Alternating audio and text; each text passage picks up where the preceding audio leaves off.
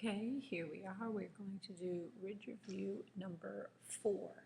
This week's Ridge Review number 5 is just like number 4, so this should be able to help you out greatly. For the first problem here, you notice that we have fractions in our, so we have numbers in our denominator, variables on top. We're going to multiply everything by 8 over 1. 8 times 2 is 16. 8 times x is 8x divided by 2 is 4x. 8 times 3x is 24x divided by 8 is back to 3x. And this is where I have a lot of students forget that you need to still multiply the 8 by every term in the equation. So 8 times 16 is 128. Now, next thing I notice sometimes happens is kids start to subtract 3x because there's two sets of variables here, but they're on the same side of the equation, so you're actually combining them. So you have 4x plus 3x is 7x equals 128. We subtract 16 from both sides.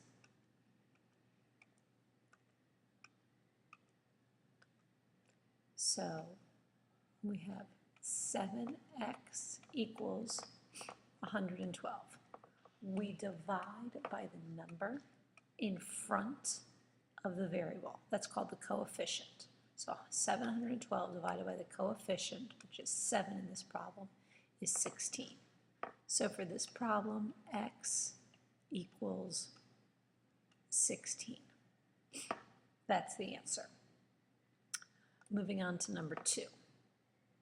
Hockey ticket holder pays $72.48 for her tickets plus $6 per program.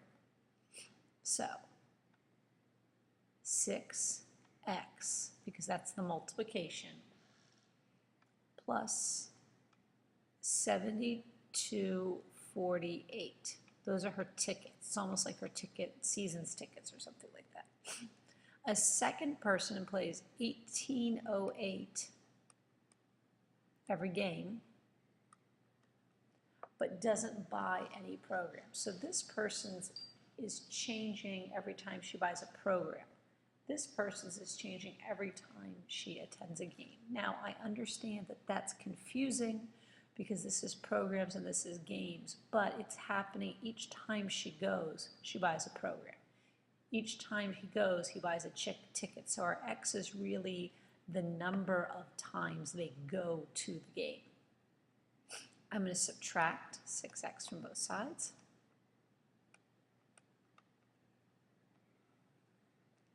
And I get 72.48 is equal 18 minus 6 is 12. Now I just have a variable on one side. It is the 12.08 is my coefficient. Once again, the coefficient is the number in front of the variable. I divide both sides by 12.08, and I get 72.48 divided by 12.08, and the answer is 6.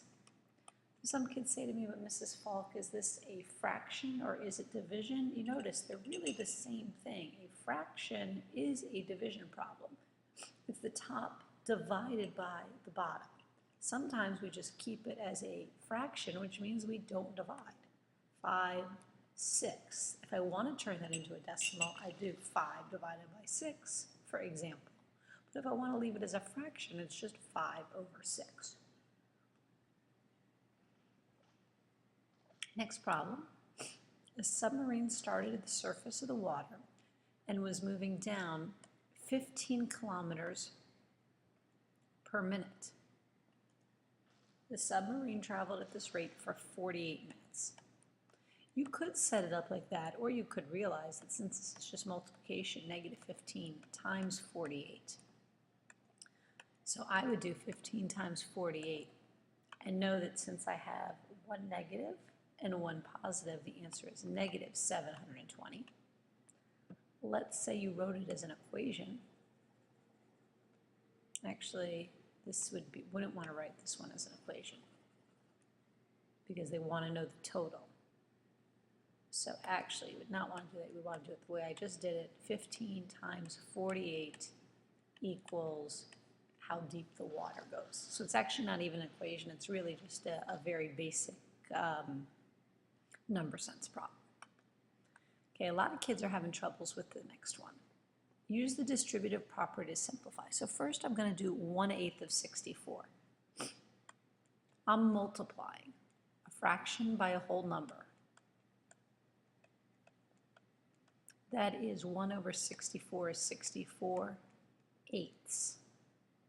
It's a fraction, but if I divide 64 divided by 8, I get the whole number 8. So that's the first part. On the second part, I'm going to change the color here. I'm going to do 1/8 times, because I'm distributing, negative 1/2. 1 times 1, that's 1. 8 times 2 is 16. It's 8 minus 1/16. Now, you could turn this into a mixed number, into an improper fraction, and 8 times 16 is 128 minus 1, so it's 127/16. 127 divided by 16, so I don't know what that is, so I know my whole number is 7. 16 times 7 would have been 112. So 127 minus 112 means I would have 15 left over.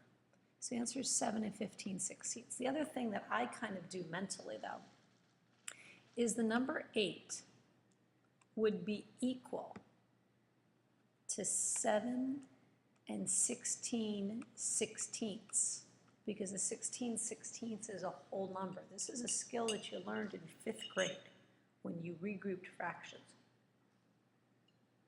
So if I take 1/16 away, I get 7 15/16.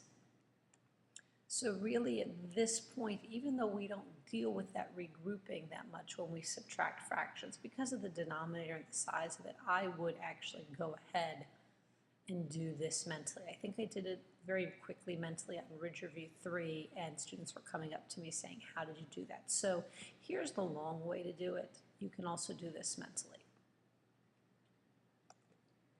Number 5. A triangle has side lengths of 3x minus 7, x minus 2, and 3x plus 1. We want to find the perimeter. And we cannot add unlike terms. We have to add like terms. So I have a 3x here. I have a positive x, and I have another 3x. 3x plus x is 4x, plus 3 more x's is 7x's. Then I have terms of a negative 7, a negative 2, and a positive 1. Negative 7 minus 2 is negative 9. Negative 9 plus 1 is negative 8. So the answer there was 7x minus 8. Okay, for my next problem, I'll leave it on highlighter. I kind of like the way the highlighter writes. N over 10 minus 7 equals 20. I'm going to multiply everything here because there's a fraction by 10 over 1. 10 times n is 10n. Divided by 10 is just, I'm going to run out of room if I keep using the highlighter. So that's just n. 10 times negative 7 is negative 70. Divided by 1 is still negative 70. And 10 times 20 is 200. I add 70 to both sides, and I get n equals 270. So the answer for number 6 was 270.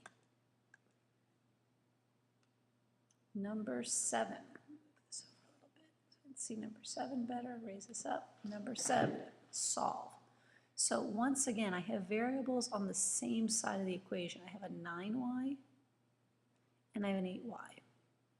That's going to give me 17y minus 2 equals 236. I'm going to add 2 to both sides.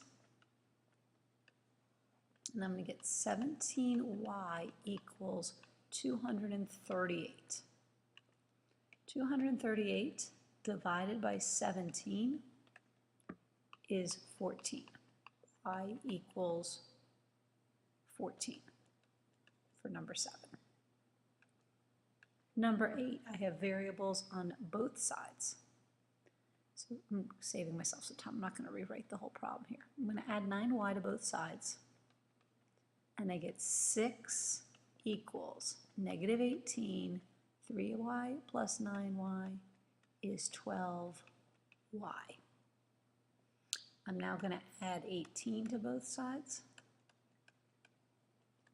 6 plus 18 is 24 equals 12y.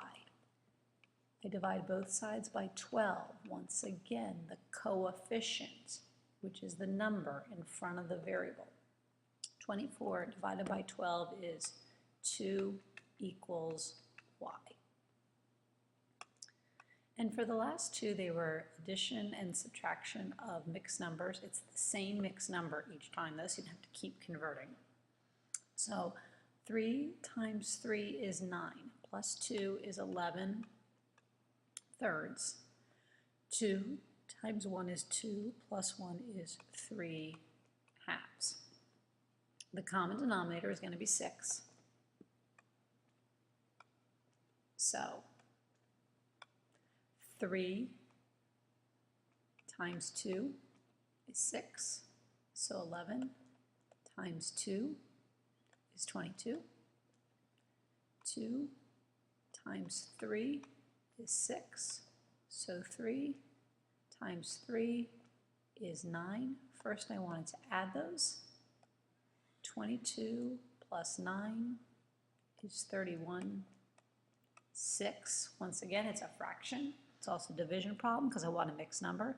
6 goes into 31 5 times because that's 30, and 1/6 is left over. That's problem number 9.